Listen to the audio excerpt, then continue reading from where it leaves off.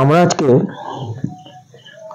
পর্ষদের দেওয়া যে টেস্ট পেপার সেইখান থেকে যত রকমের ব্যাকরণ রয়েছে আমরা সেই ব্যাকরণগুলো আজকে কিন্তু আমরা আলোচনা করব। অনেকটা সময় লাগবে অবশ্যই, কিন্তু ইন ডিটেলস সমস্ত ব্যাকরণ আমরা আলোচনা করব। এবং কিছু কিছু কোশ্চেন বারবার রিপিট হয়েছে, সেগুলো আমরা বারবার আলোচনা করব না, এবং সেগুলো কত নম্বর পেজে রয়েছে সেগুলো আমি বলে দিব যে এই নম্বর পেজে এই প্রশ্নটা রয়েছে। এবং কিছু কিছু কোশ্চেন গুটি কয়েক কোশ্চেন তোমাদের জন্য থাকবে, তোমরা সেগুলো কমেন্ট করে জানাবে, ঠিক আছে? দেখো, প্রথমে যে পর্ষদের যে টেস্ট পেপার এবছর যারা মাধ্যমিক দিচ্ছে তাদের জন্য প্রথমেই রয়েছে 2-4-1 যে তির্যক বিভক্তি কাকে বলে। এই যে প্রশ্নটা, এই তির্যক বিভক্তি, এই প্রশ্নটা রয়েছে 16 নম্বর, 19 নম্বর, 22 নম্বর, 28 নম্বর, 30 নম্বর এবং 48 নম্বর, এতগুলো পেজে এই প্রশ্নটা রয়েছে। কি প্রশ্নটা? না, তির্যক বিভক্তি কাকে বলে। দেখো, প্রথমে এবারে আমরা আলোচনা করব, এখানে জাস্ট কোশ্চেনগুলো নিয়ে আসছি। দেখো, তির্যক বিভক্তি কাকে বলে, কি হবে? আমরা তির্যক বিভক্তি কাকে বলবো? না, যে বিভক্তি, ঠিক আছে, যে সমস্ত বিভক্তি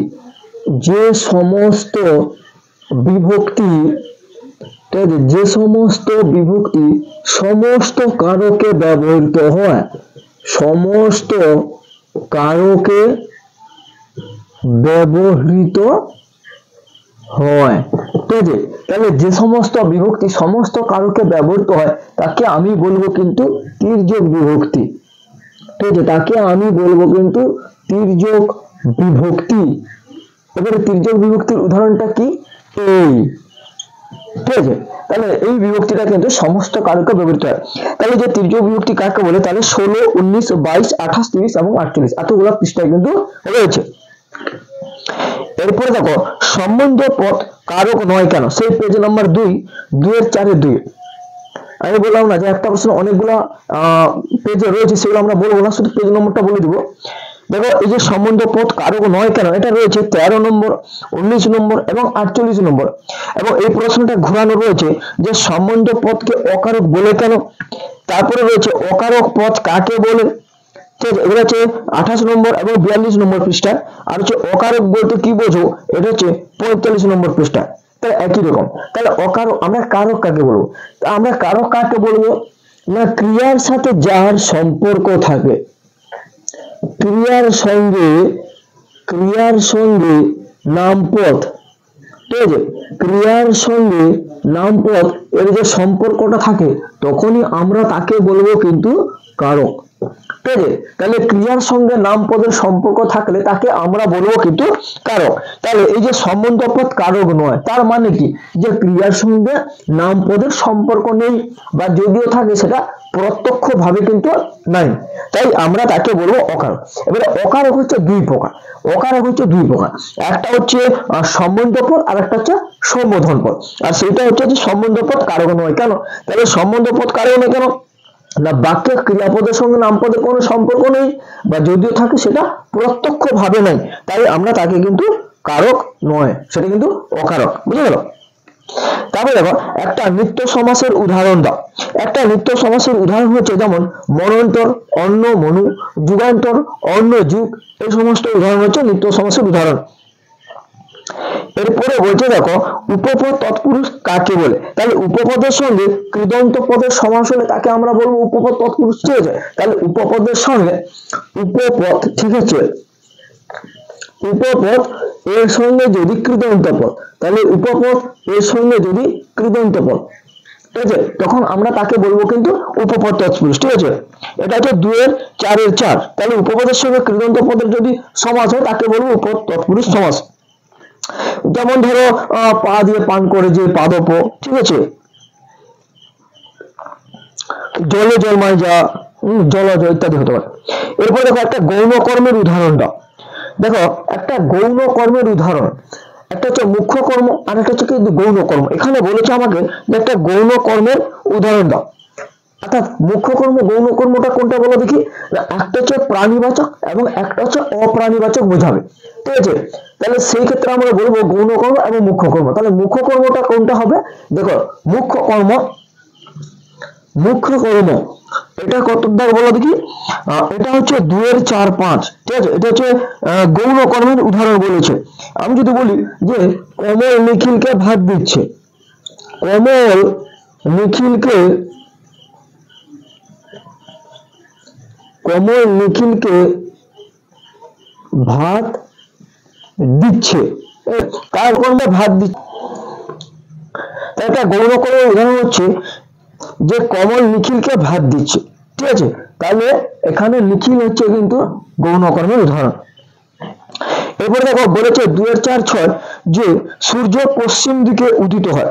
এখানে বাক্য নির্মাণের কোন শর্ত এখানে লঙ্ঘন করা আছে, তোমরা এটি বুঝতে পেরেছো, কারণ সূর্য কখনোই পশ্চিম দিকে ওঠে না, তাহলে এখানে কোনো যোগ্যতা নেই। অর্থাৎ সূর্য পশ্চিম দিকে উদিত হয়, বাক্য নির্মাণের কোন শর্ত এখানে লঙ্ঘন করা আছে, এটা হচ্ছে যোগ্যতা। এরপরে 2 এর 4 7 বলেছে নদীর ধারে তার জন্ম হইয়াছে, এটা কর্তৃবাচ্যে পরিণত করতে হবে, অর্থাৎ নদীর ধারে সে জন্মিয়াছে। এই যে নদীর ধারে তার জন্ম হইয়াছে কর্তৃবাচ্যে পরিণত করো, এটা দেখো এটা আমরা পেজ নম্বর 2 করছি, কিন্তু এইটি রয়েছে পেজ নম্বর 13 এবং 19, ঠিক আছে। 13 পৃষ্ঠা এবং 19 পৃষ্ঠায় কিন্তু এটি আবার রয়েছে যে নদীর ধারে তার জন্ম হইয়াছে, এটাকে কর্তৃবাচ্যে পরিণত করো। এরপরে দেখো বাবুটির স্বাস্থ্য গেছে কিন্তু শখ ষোলআনে বজায় আছে, এটা সরল বাক্য, অর্থাৎ বাবুটির স্বাস্থ্য গেলেও শখ ষোলআনে বজায় আছে। এরপরে রয়েছে 2 4 9 যে চরণ কমলের ন্যায়, এটাকে সমাস করতে বলেছে, তাহলে কি হবে, চরণ কমল উপমিত কর্মধারয় সমাস। প্রযোজক কর্তার একটা উদাহরণ দাও, এখানে হচ্ছে মা শিশুকে চাঁদ দেখাচ্ছে, মা হচ্ছে প্রযোজক কর্তা, অর্থাৎ মা কি করছে, নিজে কাজ না করে অন্যকে দিয়ে কাজ করে নিচ্ছে। এবার দেখো পদাশ্রিত নির্দেশক বলতে কি বোঝো, পদাশ্রিত নির্দেশক হচ্ছে কি, এই যে টিটা খানাখানি, তাই না, এই টিটা খানাখানি ইত্যাদি বর্ণগুলোকে পূর্বে প্রত্যয় বলে মনে করা হলেও ভাষাচার্য সুনীতি কুমার চট্টোপাধ্যায় কিন্তু পদাশ্রিত নির্দেশক বলেছেন। একটা শূন্য বিভক্তি আর একটা তির্যক বিভক্তির উদাহরণ দাও। দেখো একটা শূন্য বিভক্তি আর একটা হচ্ছে তির্যক বিভক্তির উদাহরণ। আমি যদি বলি হাত, আমি বললাম এখানে যে হাত, তাহলে এটাকে যদি আমি, এটা হচ্ছে তোমার পেজ নম্বর 5, ঠিক আছে, পৃষ্ঠা নম্বর 5, 2 এর 4 2 যে একটা শূন্য বিভক্তি, আমি ধরলাম যে হাত, ঠিক আছে। তাহলে হাতকে যদি আমি ভাঙি কি হবে, দেখো বর্ণ বিশ্লেষণ করলে হবে হ আসছে, ঠিক আছে, হ আসছে, আসছে যুক্ত ত যুক্ত ও, ঠিক আছে। তাহলে এটা কিন্তু দেখো হাত ও, এটা হচ্ছে কিন্তু শূন্য বিভক্তি, ঠিক আছে। আবার বলবে যে শূন্য বিভক্তির অপর নাম কি, ঠিক আছে, শূন্য বিভক্তির অপর নাম হচ্ছে অবিভক্তি, শূন্য বিভক্তির অপর নাম হচ্ছে অবিভক্তি। আর বলেছে তির্যক বিভক্তির উদাহরণ বলেছে, তাহলে এখানে হাতে, ঠিক আছে, আমি যদি হাত এখানে তির্যক বিভক্তির উদাহরণ দিই, তাহলে হাতে, হাতে, তাহলে দেখো বর্ণ বিশ্লেষণ করি, হ যুক্ত আ যুক্ত ত যুক্ত এ, হাতে এ, এই যে এ, ঠিক আছে। তাহলে এ হচ্ছে কিন্তু তৃতীয় বিভক্তি। আমি আগেই বলেছি তৃতীয় বিভক্তি কাকে বলে, না যে সমস্ত বিভক্তি সমস্ত কারকে ব্যবহৃত হয় তাকে বলে তৃতীয় বিভক্তি। উদাহরণ আমি বলেছিলাম কিন্তু এ, ঠিক আছে। তাহলে এটা হচ্ছে এ, এটা হচ্ছে তৃতীয় বিভক্তির উদাহরণ, আর এটা শূন্য বিভক্তির উদাহরণ। এরপরে দেখো রয়েছে বিগ্রহ বাক্য কি, অর্থাৎ বিগ্রহ বাক্য সেটা যে সমাসবদ্ধ পদকে বিশ্লেষণ করলে যে বাক্য বা বাক্যাংশ পাওয়া যায় তাকে বলে বিগ্রহ বাক্য। এবারে অলপ বহুব্রী সমাসের উদাহরণ, অলপ বহুব্রী সমাসের উদাহরণ কি হবে, যে যদি বলি যে মুখে ভাত, অর্থাৎ মুখে ভাত দেওয়া হয় যে অনুষ্ঠানে। এরপরে দেখো রয়েছে কর্ম কর্তৃবাচ্য কাকে বলে, দেখো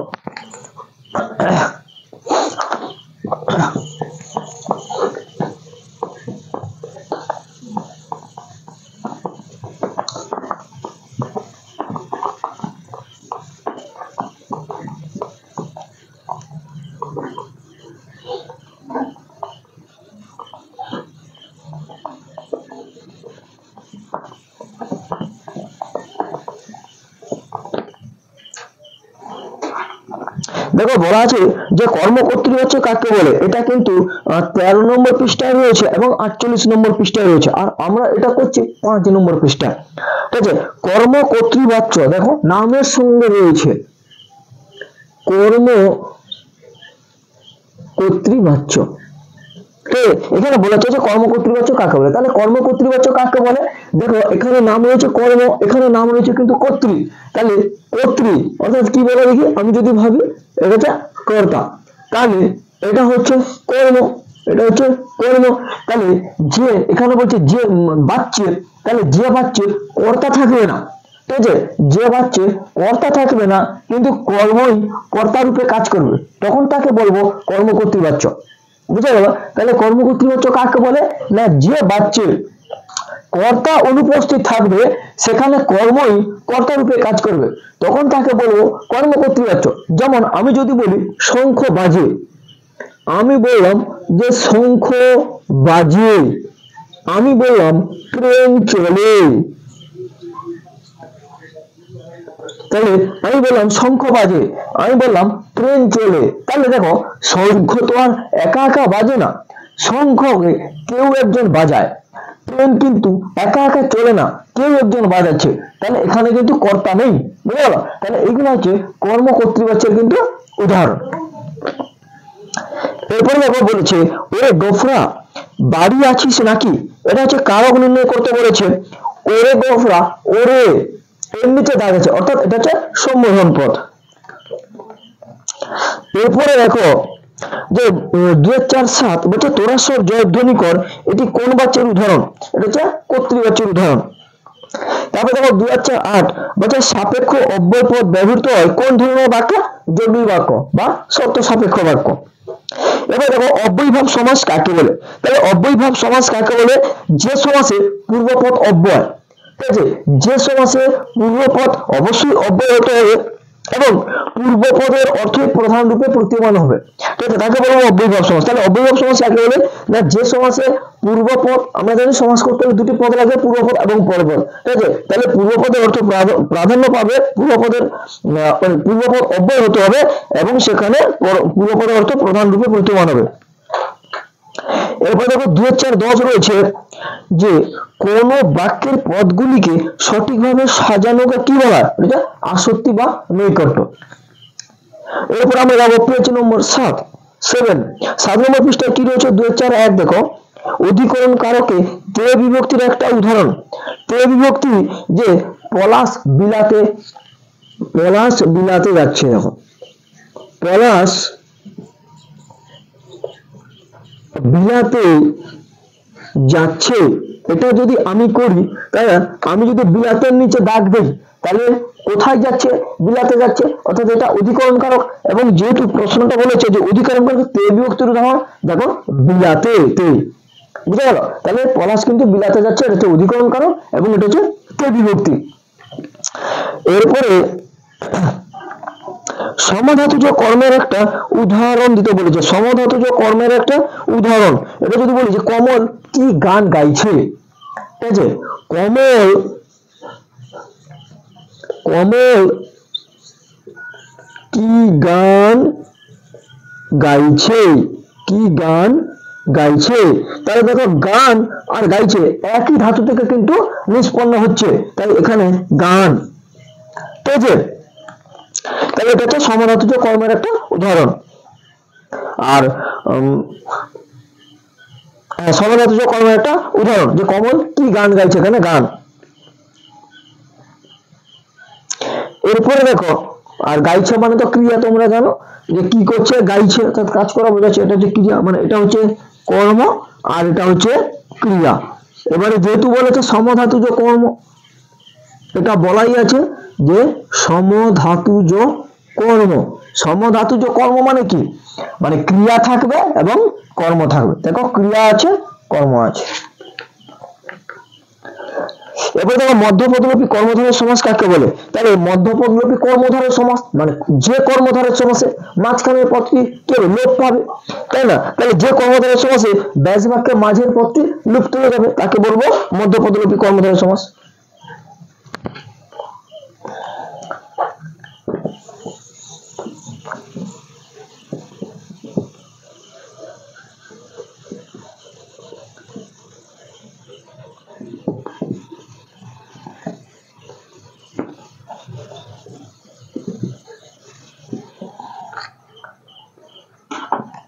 দেখো মধ্যপদলোপী কর্মধারয়,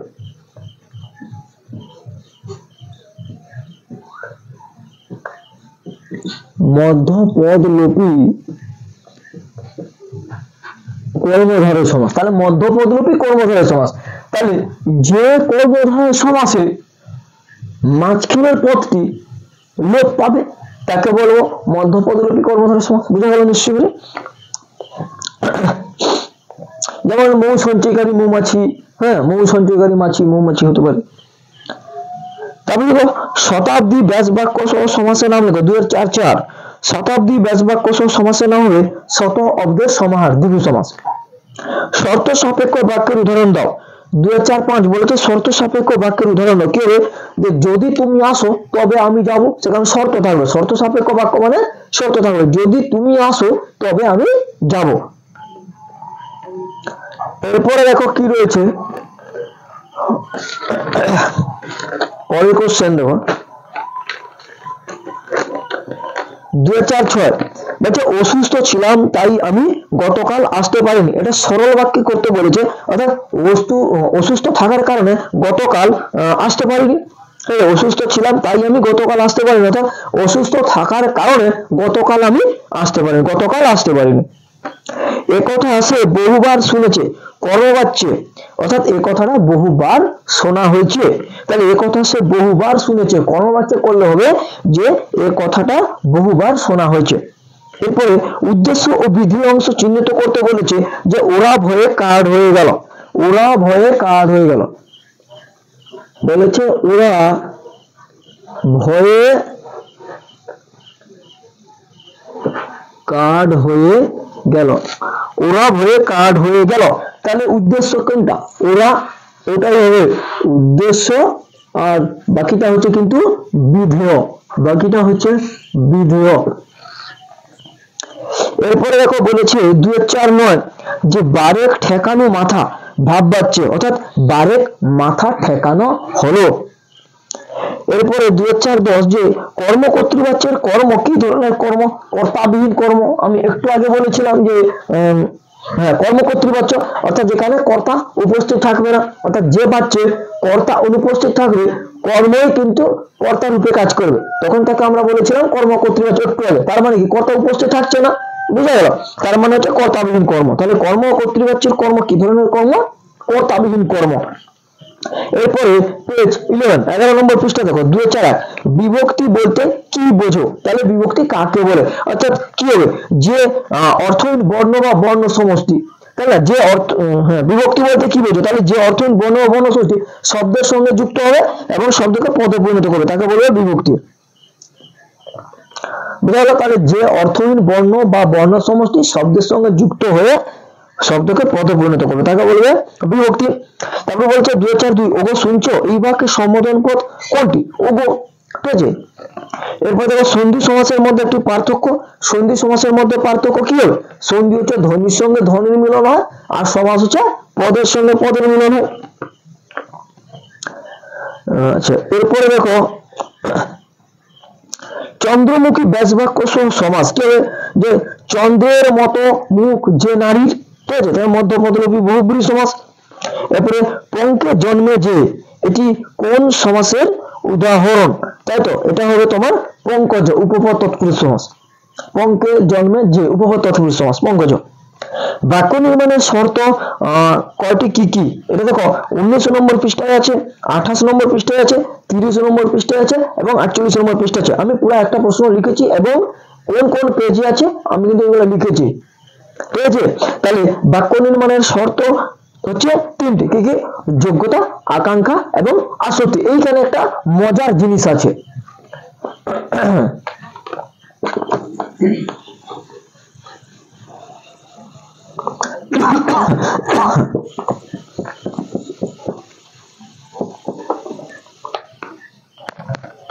দেখো আমি বললাম যে বাক্য নির্মাণের শর্ত হচ্ছে তিনটি। কি কি? দেখো যোগ্যতা, আকাঙ্ক্ষা এবং আসক্তি। আসক্তি। এই যে বানানটা ছেলেরা এইখানে কিন্তু ভুল করে, ঠিক আছে? অর্থাৎ তোমরা বেশিরভাগ এটাই ভুল করে থাকো। এটা কিন্তু আসক্তি, দেখো আ দন্তস তয় তস্বীকার, অনেকে এটাকে ওরে আসক্তি, আসক্তি এটা কিন্তু হবে না, ঠিক আছে? এটা কিন্তু ভুল। তাহলে এই বানানটাই ঠিক, ঠিক আছে? তাহলে যোগ্যতা, আকাঙ্ক্ষা এবং হচ্ছে আসক্তি, এটা হচ্ছে বাক্য নির্মাণের তিনটি শর্ত। এরপরে দেখো বলছে তুমি এলে আমি যাব, এটা হচ্ছে জটিল বাক্যে করতে হবে, মানে যদি তুমি আসো তবে আমি যাব, এর আগে একটু বলেছিলাম। এরপরে দেখো বাক্যটির উদ্দেশ্য বিধেয় চিহ্নিত করতে হবে। বলছে সোমা বিকেলে মাঠে খেলতে যায়, তাহলে সোমা হচ্ছে উদ্দেশ্য, বিকেলে মাঠে খেলতে যায় হচ্ছে বিধেয়। বাচ্য কথার অর্থ কি? কথনীয় বা বলার যোগ্য। বাচ্য কথার অর্থ হচ্ছে কথনীয় বা বলার যোগ্য। এবার বাচ্য পরিবর্তন করতে বলেছে যে তুমি কাল আসবে কি, এটা বলেছে ভাব বাচ্য, অর্থাৎ তোমার কাল আসা হবে কি, ওইটা। এবার দেখো পেজ নম্বর রয়েছে 13 নম্বর পৃষ্ঠাতে কি রয়েছে দেখো। বলা হচ্ছে যে পৃথিবী, হ্যাঁ 2004 এগুলো বলছিলাম না, আগে হয়ে গেছে, যে পেজ নাম্বার গুলো বলে দিয়েছি আমি, একটা প্রশ্ন যে সমস্ত পেজে রয়েছে এখানে সেটা বলছি না। 2004-2 পৃথিবী হয়তো বেঁচে আছে, এখানে পৃথিবীর নিচে দাগ আছে এবং কারক বিভক্তি নির্ণয় করতে বলা হয়েছে। এটা আমরা করছি 13 নম্বর পৃষ্ঠা, এটি আবার রয়েছে 19 নম্বর পৃষ্ঠায় রয়েছে, অর্থাৎ এটা কর্তৃকারক শূন্য বিভক্তি, ঠিক আছে? তাহলে পৃথিবী হয়তো বেঁচে আছে, এটা 19 নম্বর পৃষ্ঠায়ও কিন্তু রয়েছে। আমরা কিন্তু আলোচনা করছি পর্ষদের টেস্ট পেপার, ঠিক আছে? এখান থেকে যত রকমের ব্যাকরণ হয় সেইগুলা। 2004-3 দেখো বাংলায় কি দেখে কারক নির্ণয় করা হয়, অর্থাৎ ক্রিয়াপদের সঙ্গে নামপদের সম্পর্ক থেকে। আমরা একটু আগে বলেছিলাম যে কারক কাকে বলে, যে ক্রিয়াপদের সঙ্গে নামপদের যদি সম্পর্ক থাকে তখন তাকে আমরা বলবো কারক। তাহলে ক্রিয়াপদের সঙ্গে নামপদের অর্থ সম্পর্ক দেখে নির্ণয় করা হয়। অলোপ সমাস কাকে বলে? দেখো যে সমাসে পূর্বপদের বিভক্তি লোপ পায় না তাকে বলবো অলোপ সমাস। অলোপ মানে লোপ পাবে না, ঠিক আছে? তাহলে যে সমাসে পূর্বপদের বিভক্তি লোপ পায় না।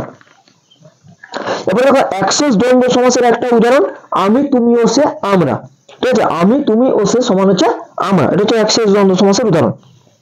এবার দেখো খাঁটি গরুর দুধ খেতে হবে, এটি বাক্য নয় কেন, অর্থাৎ এর যোগ্যতা নেই। বলছে খাঁটি গরুর দুধ, মানে গরু হওয়ার খাঁটি, তাই না?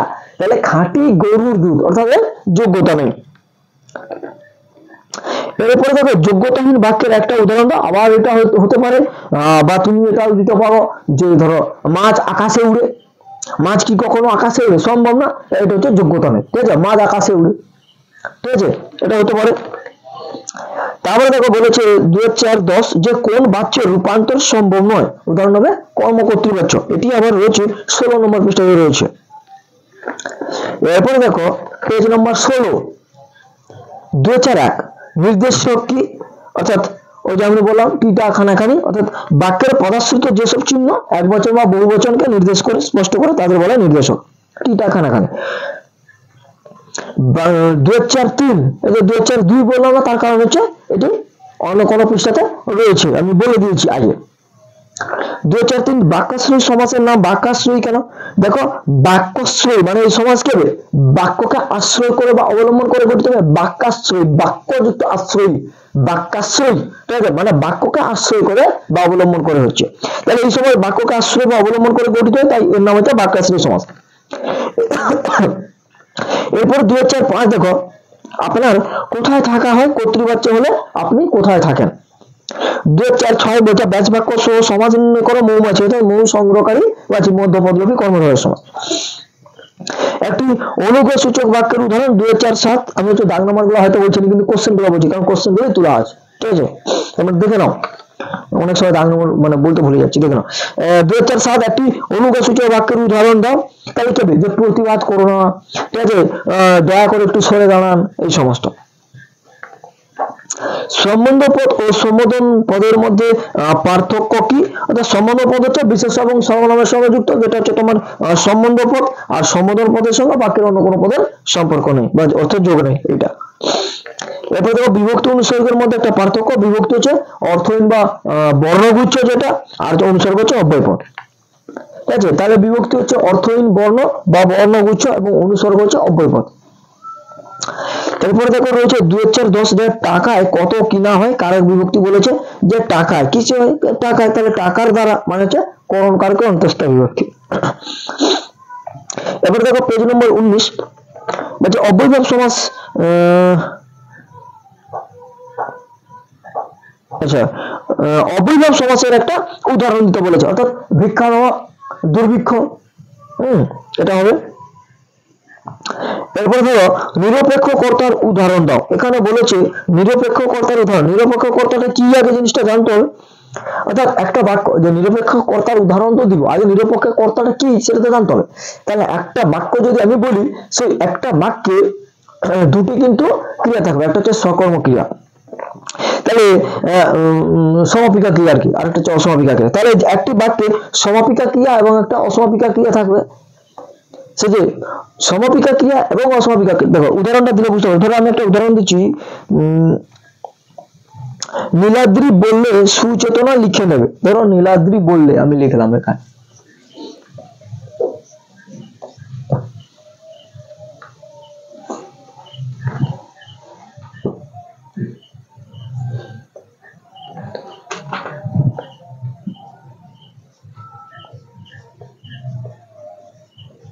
নীলাদ্রি বললে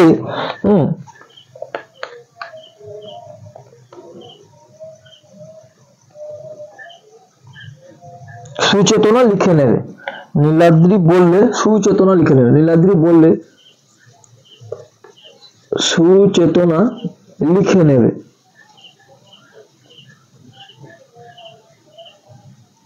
আমি এই উদাহরণটা লিখলাম যে নীলাদ্রি বললে সুচেতনা লিখে নেবে। এইখানে দেখো কি বলেছে কোশ্চেনটা, হ্যাঁ নিরপেক্ষ করবা। এইখানে দেখো, তাহলে আমি যদি বলি যে নীলাদ্রি বললে, আমি এইখানে ছেড়ে দিলাম এইখানে, তাহলে নীলাদ্রি বললে, তাহলে এই কথাটা কিন্তু সম্পূর্ণ হচ্ছে না।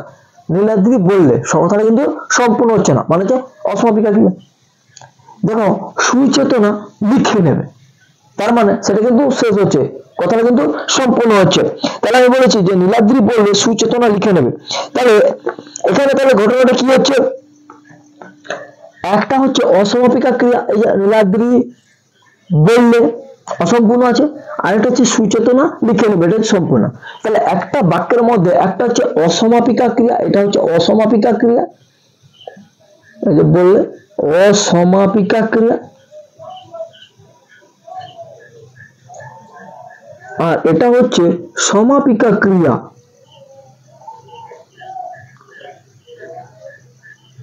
এটা হচ্ছে সমাপিকা ক্রিয়া।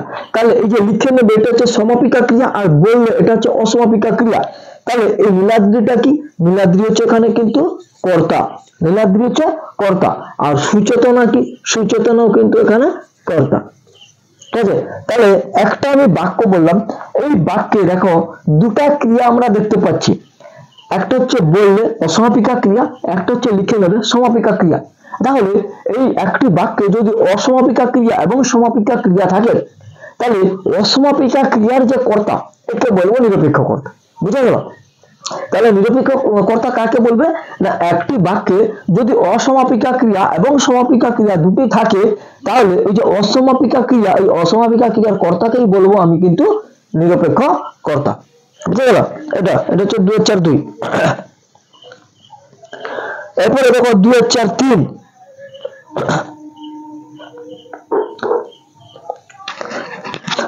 সমধাতুজ কর্ম বলতে কি বোঝো? তাহলে ক্রিয়াপদ এবং কর্ম যদি একই ধাতু থেকে নিষ্পন্ন তাকে বলবো সমধাতুজ কর্ম। যেমন কমল কি গান গাইছে, গান এই বললাম একটু, এটা ছিল। এরপরে দেখো ভাববাচ্যের একটা উদাহরণ দাও, মানে আপনার কোথায় থাকা হয়। বহুরূপী, এটা সমাস হবে কি, বহুরূপ আছে যার বহুব্রী সমাস। এটা হলো পেজ নম্বর 19 হলো। এবারে পেজ নম্বর 22 নম্বর পৃষ্ঠায় কি রয়েছে, নিত্য সমাস কাকে বলে? অর্থাৎ যে সমাসের ব্যাস বাক্য হয় না বা সমাস করতে হলে অন্য এই অর্থ নিতে হয়, ঠিক আছে, অন্য পদ নিতে হয়, তাকে বলবো নিত্য সমাস। 2002 এটা। আবার 2003, তাহলে স্যার 2002 বলে নিত্য সমাস, 2001 কোথায় গেল? এই যে বললাম 2001, তাহলে আগে বলা আছে পৃষ্ঠা নম্বরে। 2003 দেখো পশ্চাৎ অর্থে অব্যয়ভাব সমাসের একটা উদাহরণ দাও। গমনের পশ্চাৎ অনুগমন। প্রযোজক কর্তার উদাহরণ, এই যে মা শিশুকে চাঁদ দেখাচ্ছে, মা এর নিচে দায় দিয়ে দিবে, হয়ে যাবে প্রযোজক কর্তা। ফুরফুরে মাঠের হাওয়ায় আরাম পেলাম। বাক্য নির্মাণের কোন শর্ত লঙ্ঘিত হয়েছে? এখানে কিন্তু যোগ্যতা। ফুরফুরে হাওয়া, ফুরফুরে মাঠ, ফুরফুরে মাঠে হাওয়া, বুঝলো, এই জন্য যোগ্যতা নেই। এলো ওরা লোহার হাতকড়ি নিয়ে, এটা হচ্ছে জটিল বাক্যে। তাহলে ওরা যা নিয়ে এলো তা লোহার হাতকড়ি, ওরা যা নিয়ে এলো তা লোহার হাতকড়ি, জটিল বাক্যে যা তা দিয়ে। এবারে সেখানে ছড়িয়ে রইল কাঠ কয়লা, এটা সমাজ করতে বলেছে। এই কাঠ কয়লা নিচে দাগ দেওয়া আছে, অর্থাৎ কাঠ রূপান্তরিত কয়লা, মধ্যপদলোপী কর্মধারয় সমাস। এবারে বড় ভয় করিতে লাগলো নদের চাঁদের, কর্তৃবাচ্য করতে হবে, নদের চাঁদ বড় ভয় পেল। এবারে দেখো আনো রথ তড়া করি ভাব বাচ্চে, যে তড়া করি রথ আনা হোক। এবার নিচের ব্যাস বাক্যটি সমাজবদ্ধ করে তার শ্রেণী নির্ণয় করতে বলেছে। মেঘের দ্বারা আচ্ছন্ন, অর্থাৎ মেঘাচ্ছন্ন করণ তৎপুরুষ। এরপরে পৃষ্ঠা দেখুন কি আছে, 25, এরপরে 25 নম্বর পৃষ্ঠা। বলছে 2-4 বিভক্তির কাজ কি, অর্থাৎ শব্দকে পদে পরিণত করা বিভক্তির কাজ। তারপর 2-4-2 হে পিতৃব্য, হে পিতৃব্য তব বাক্যে ইচ্ছে মরিবারে, এটা কারণ নির্ণয় করতে বলছে। হে পিতৃব্য মানে সম্বোধন পদ। 2-4-3 দেখো অভাব অর্থে একটা অব্যয়ভাব সমাসের উদাহরণ দাও, অর্থাৎ ভিক্ষার অভাব দুর্ভিক্ষ। এরপর 2-4 যে ব্যাস বাক্যটিকে সমাজবদ্ধ করে কোন শ্রেণীর সমাস তা নির্ণয় করো। বলছে পঙ্কে জন্মে যা, একটু আগে বলেছিলাম পঙ্কজ উপপদ তৎপুরুষ সমাস। দেখো 2-4-5 কথাটি ছড়িয়ে পড়লো, না বাচক বাক্যে করলে কথাটি গোপন রহিল না, মানে রইল না, রইল না নয়, রইল না, সাধু চলিত সংমিশ্রণ হয়ে যাবে। তাহলে কথাটি ছড়িয়ে পড়লো, না বাচক বাক্য হবে কথাটি গোপন রইল না। তারপরে দেখো 2-4-6 যে আমি যেখানে কাজ করি সেটা লেখালেখির অফিস, এটা সরল বাক্যে, যে আমি লেখালেখির অফিসে কাজ করি। 2-4-7 যে দাঁড়াও ওই মানহারা মানবীর দ্বারে, ভাব বাচ্চে যে দাঁড়ানো হোক ওই মানহারা মানবীর দ্বারে। বাক্যের বিধেয় কাকে বলে? বাক্যের উদ্দেশ্য সম্পর্কে যা কিছু বলা যায় বাক্যের বিধেয়। আচ্ছা ঘটিত কর্তৃবাচ্য কাকে বলে? উদাহরণ দাও। অর্থাৎ যে বাচ্চা কর্তা প্রধান এবং ক্রিয়া কর্তা অনুযায়ী কি করবে? ব্যবহৃত হবে, তাকে ঘটক কর্তৃবাচ্য বা ঘটিত কর্তৃবাচ্য বলে। যেমন ছোট মাসের একটা গল্প লিখেছি, বা মুষলধারে বৃষ্টি পড়ছে, ইত্যাদি ইত্যাদি। তারপর বহুব্রী সমাস কাকে বলে? এটা হচ্ছে 2-4-10। অর্থাৎ বহুব্রী সমাস কাকে বলে? না যে সমাসে পূর্বপদ এবং পরপদের অর্থ প্রাধান্য না পেয়ে অন্য কোনো তৃতীয় কোনো অর্থ প্রাধান্য পায় তাকে বলবো বহুব্রী সমাস, ঠিক আছে? বা এটা কোশ্চেন দেয় যে কোন সমাসে অন্য পদের অর্থ ব্যবহার হয় বা তৃতীয় কোনো পদের অর্থ ব্যবহার হয়, সেটা হচ্ছে বহুব্রী সমাস। এবার দেখো পেজ নম্বর 28 আমরা চলে যাব। এখন 2-4 যে সমাস কাকে বলে? অর্থাৎ অর্থ সম্পর্কযুক্ত একাধিক পদের মিলনকে বলা হয় বা একপদীকরণকে বলা হয় কিন্তু সমাস। তারপর 2-4-5 দেখো দৃঢ় প্রতিজ্ঞ, এটা হচ্ছে ব্যাস বাক্য লিখতে বলেছে, অর্থাৎ দৃঢ় প্রতিজ্ঞা যার বহুব্রী সমাস। দৃঢ় প্রতিজ্ঞ, আমাদের দৃঢ় প্রতিজ্ঞ মানে আমার দৃঢ় প্রতিজ্ঞা রয়েছে, তাহলে দৃঢ় প্রতিজ্ঞা যার, তারপর দৃঢ় প্রতিজ্ঞ বহুব্রী সমাস। সরল বাক্যে কয়টি বাক্যাংশ থাকে? 2টি, উদ্দেশ্য এবং বিধেয়। প্রশ্নবোধক বাক্য কাকে বলে? অর্থাৎ যে বাক্যে প্রশ্নের মাধ্যমে কোনো কিছু জানবার ইচ্ছা প্রকাশ করা হয় তাকে বলবো প্রশ্নবোধক বাক্য। কোথায় থাকার ভাব বাচ্চে পরিণত করলে হবে, আবার কোথায় থাকা, এটা অনেকবার লেখা হয়ে গেছে। আচ্ছা তারপরে দেখো পেজ নম্বর 30, 2-4-1 সম্বন্ধ পদ কি, উদাহরণ দিয়ে বুঝে দাও। অর্থাৎ বাক্যের মধ্যে যে পদে ক্রিয়াপদের সম্পর্ক না থেকে অন্য বিশেষ সর্বনাম পদের সম্পর্ক থাকে তাকে বলে সম্বোধন পদ। উদাহরণ বলেছি সম্বন্ধ পদ, আর হচ্ছে যেমন রামের সাথে থাকে, রামের হয়ে যেতে পারে, রবায়ুর থাকলে হচ্ছে সম্বোধন পদ। আর মানে সম্বন্ধ পদ হচ্ছে রবায়ু থাকে, এই বিভক্তি থাকে, আর সম্বোধন হচ্ছে কাউকে আহ্বান করা, এই যে বললাম ও গো, ও হে ইত্যাদি, হে পিতৃব্য যে বললাম যেগুলো। তারপরে 2-4-5 অন্ধকারে কোথাও লোকজন। আচ্ছা আরেকটা বলি, বিভিন্ন রকমের কারক প্লেলিস্টে আলোচনা করেছে, মানে শুধু কারক নয়, সমাস, কারক, অনেক কিছু মানে ব্যাকরণ আলোচনা করা হয়েছে। তাছাড়াও টেক্সট বই বিভিন্ন গল্প, গদ্যাংশ ইত্যাদি গল্পের ছলে আলোচনা করা হয়েছে। তোমরা যারা দেখোনি তারা কিন্তু প্লেলিস্টে গিয়ে যাও এবং দেখে নাও। এবং এই আলোচনাটা কেমন লাগছে, যদি ভালো লাগে অবশ্যই একটা লাইক করো এবং কমেন্ট করে জানাও এবং বন্ধুদের সঙ্গে শেয়ার করো। আর যারা নতুন এসেছে এই চ্যানেলে তাদেরকে রিকোয়েস্ট করবো চ্যানেলটিকে সাবস্ক্রাইব করে কাছে থাকার জন্য, ঠিক আছে?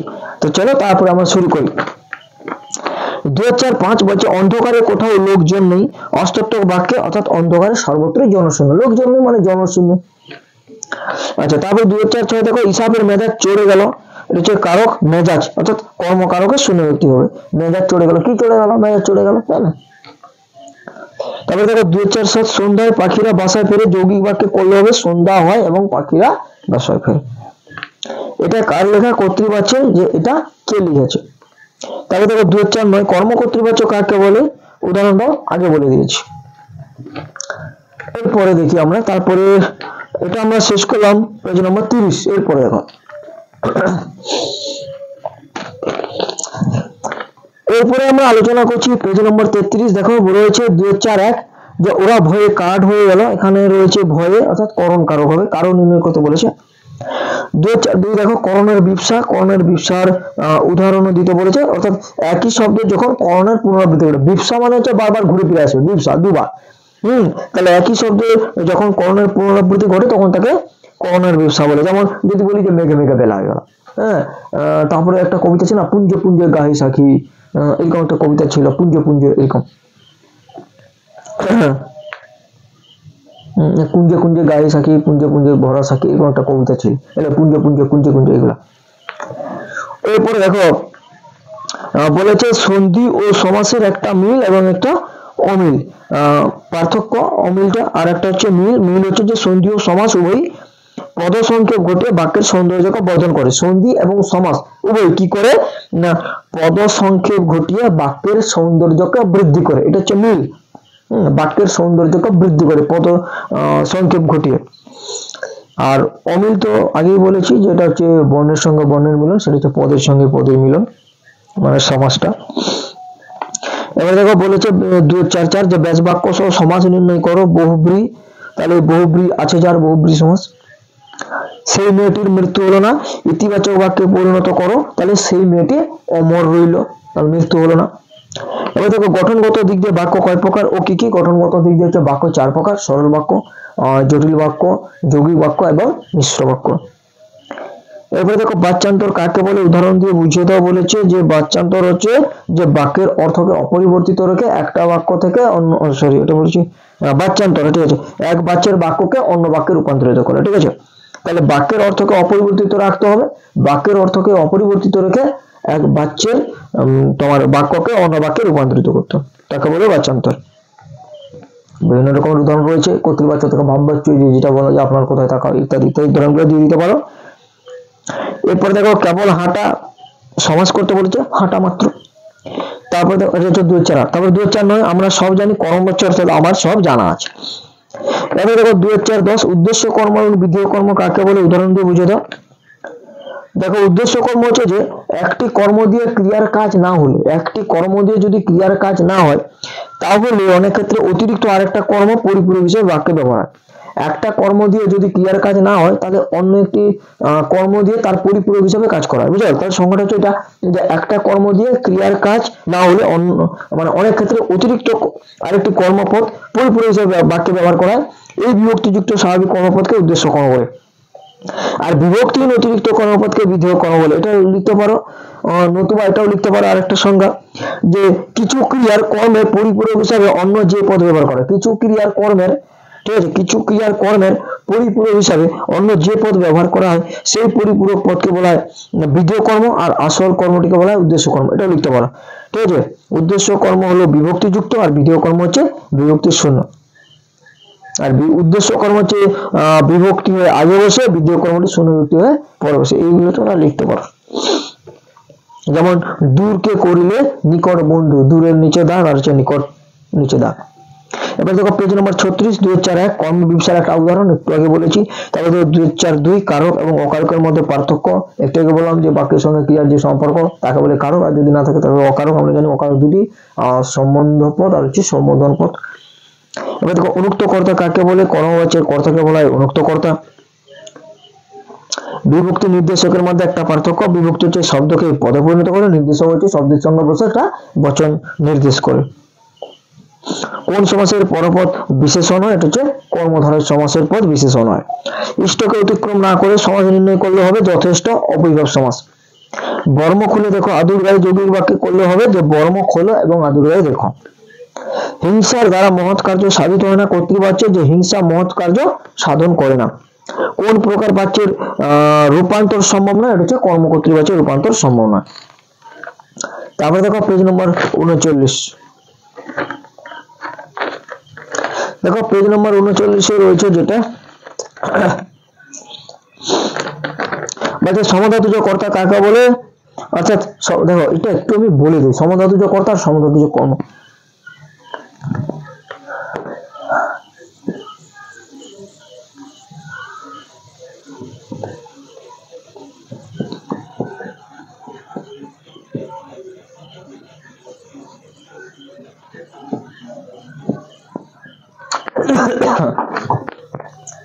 দেখো এটা মনে রাখার একটা কৌশল,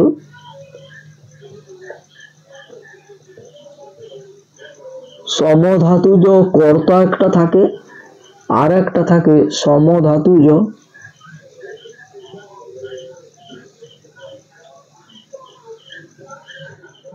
কর্ম। দেখো মনে রাখার কৌশলটা হচ্ছে এটা, সমধাতুজ সমধাতুজ, ঠিক আছে। সমধাতুজ মানে সমান ধাতু, সমান ধাতু মানে একই ধাতু, ঠিক আছে। তাহলে সমধাতুজ মানে হচ্ছে কেন একই ধাতু, একই ধাতু থেকে নিষ্পন্ন হবে কি কি না সমধাতুজ মানে একই ধাতু থেকে। দেখো সমধাতুজ কর্তা নামটা রয়েছে সমধাতুজ কর্তা মানে একই ধাতু থেকে, সমধাতু মানে সমান ধাতু মানে একই ধাতু, তাহলে একই ধাতু থেকে কর্তা নিষ্পন্ন হবে এবং তার সঙ্গে ক্রিয়া নিষ্পন্ন হবে, ঠিক আছে। তখন তাকে বলবো সমধাতুজ কর্তা। তাহলে কি হলো সমধাতুজ কর্তা, যে একই ধাতু থেকে যদি কর্তা এবং ক্রিয়া নিষ্পন্ন হয় তাকে বলবো সমধাতুজ কর্তা। আর সমধাতুজ কর্ম সে একই ধাতু, ওই একই ধাতু থেকে কর্ম এবং ক্রিয়া। তাহলে দেখো দুটো তো, এখানেও ক্রিয়া এখানেও ক্রিয়া, তাহলে সমধাতুজ কর্মে ক্রিয়া, সমধাতুজ কর্তা সেটাও ক্রিয়া, কিন্তু নামটা যেহেতু সমধাতুজ কর্তা তাহলে কর্তা নিষ্পন্ন হবে, আর যেহেতু নাম সমধাতুজ কর্ম তাই কর্ম নিষ্পন্ন হবে। তাহলে একই ধাতু থেকে যদি কর্তা এবং ক্রিয়া নিষ্পন্ন হয় তাকে বলবো সমধাতুজ কর্তা, আর একই ধাতু থেকে যদি কর্ম এবং ক্রিয়া নিষ্পন্ন হয় তাকে বলবো সমধাতুজ কর্ম। আশা করি তোমাদের বোঝা গেছে। এরপরে দেখো শিকারী বিড়াল গোপে চেনা যায়, শিকারী বিড়াল অর্থাৎ কর্মকারক, তার নিচে দাঁড়িয়ে রয়েছে শিকারী বিড়াল। এবার সেটা হচ্ছে 2003 যে একটি বাক্যে উপমেয়, উপমান, সাদৃশ্যবাচক পদ এবং সাধারণ কর্মবাচক পদের উদাহরণ দাও।